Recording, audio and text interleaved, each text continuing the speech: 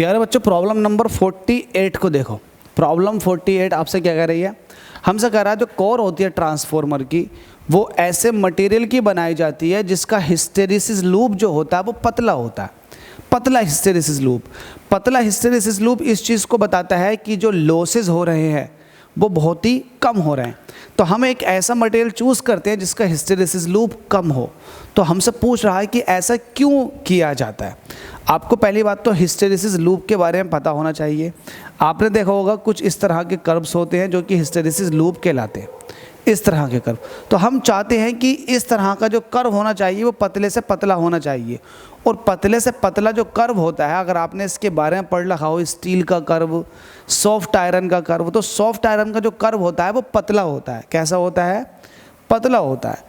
पतला होने से सबसे बड़ा रीज़न, देखो पतला होने का सबसे बड़ा रीज़न ये है क्योंकि सॉफ्ट आयरन की परमिएबिलिटी बहुत ज़्यादा होती है। जब परमिएबिलिटी बहुत ज़्यादा होती है, देखो परमिएबिलिटी बहुत ज़्यादा होती है, इसकी दो खास बातें हैं। परमिएबिलिटी ज़्यादा होने से ये मैग्नेटाइज और डीमैग्नेटाइज बहुत जल्दी हो जाता है। अगर आप इसको मैग्नेटाइज करोगे सॉफ्ट आयरन को तो मैग्नेटाइज हो जाएगा, और डीमैग्नेटाइज करोगे तो डीमैग्नेटाइज भी एकदम से हो जाता है। डीमैग्नेटाइज एकदम से इसलिए होता है क्योंकि इसकी रिटेंटिविटी बहुत कम होती है।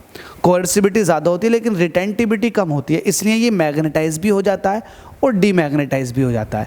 जब मैग्नेटाइज डीमैग्नेटाइज की प्रक्रिया चलती है, अच्छा ये क्यों चलती है मैग्नेटाइज और डीमैग्नेटाइज की प्रक्रिया? क्योंकि आपको पता है ट्रांसफॉर्मर जो है वो एसी पर काम करता है और ऑल्टरनेट करंट जो है वो कुछ इस तरीके से होते हैं, मतलब करंट का मैग्नीट्यूड पॉजिटिव निगेटिव दोनों ही होता है, पॉजिटिव भी होता है निगेटिव भी होता है। तो इसका मतलब ये है कि जब पॉजिटिव होती है करंट किसी एक डायरेक्शन में होती है तो सॉफ्ट आयरन की कोर है वो फैलती है, और जब निगेटिव में आती है तो सिकुड़ती है। तो फैलना सिकुड़ना कोर का लगातार रहता।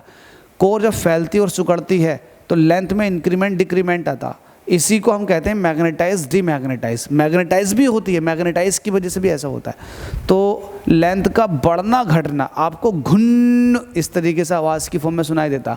अगर आप ट्रांसफॉर्मर के पास से निकल कर जाएं तो आपको घुन इस तरीके से आवाज़ सुनाई देती है। तो ये क्या होता है, जो कोर है वो फैलती है और सिकुड़ती है, कुछ इस तरह से वाइब्रेट करती है।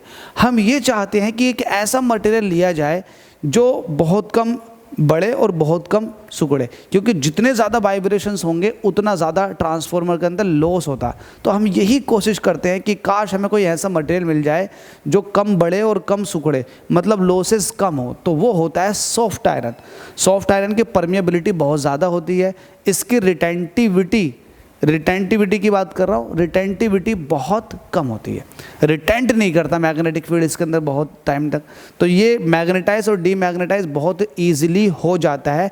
इसका अगर आप लूप देखोगे तो लूप भी बहुत पतला होता है, तो हम इसीलिए इसका इस्तेमाल करते हैं। आपको पता है सॉफ्ट आयरन की कोर लेने से जो मैग्नेटिक फ्लक्स होती है ना, वो कोर के अंदर से पास होना शुरू हो जाती है, जिसकी वजह से जो लॉसेस होते हैं वो और भी कम हो जाते हैं, जो कि हीट की फॉर्म में होते हैं। तो आप एक ऐसा लूप इसीलिए लेते हो ताकि लॉसेस कम हो जाए। The alternating current carries the iron core, the cycles of magnetisation and demagnetisation work done in each of these cycles and is lost as heat.